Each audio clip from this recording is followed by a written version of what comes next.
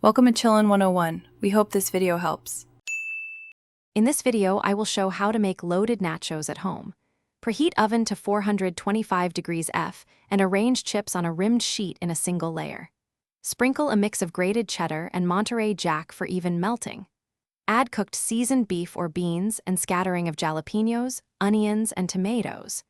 Bake until cheese bubbles and chips are crisp, about 6 to 8 minutes, then top with cool crema and cilantro. For the best texture, layer chips and cheese in thin, even tiers so every chip receives seasoning and melt. Use small spoonfuls of refried beans to hold heavier toppings like ground beef or pulled chicken in place. Scatter pickled jalapenos and diced onions evenly to add brightness without weighing down the stack. Bake briefly just until cheese melts to keep chips crisp, then finish with fresh salsa, avocado, and a squeeze of lime.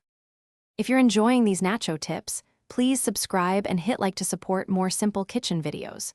Quick recommendation: life's too short for a stinky car, so grab a little Tree's black ice to keep your ride smelling crisp between grocery runs. It's a small thing that makes late-night snack drives nicer and fits right behind a seat or mirror. Check the description for the link and other deals. Now let's get back to the video. Serve loaded nachos straight from the baking sheet to keep things informal and fun for sharing.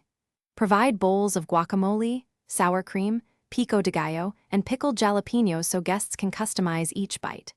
For protein swaps, try shredded chicken tinga, carnitas, or roasted cauliflower for a vegetarian option. Keep chips crisp by minimizing wet salsa before baking, and add bright garnishes after baking for contrast and freshness. Thanks for watching. Consider subscribing if we helped you.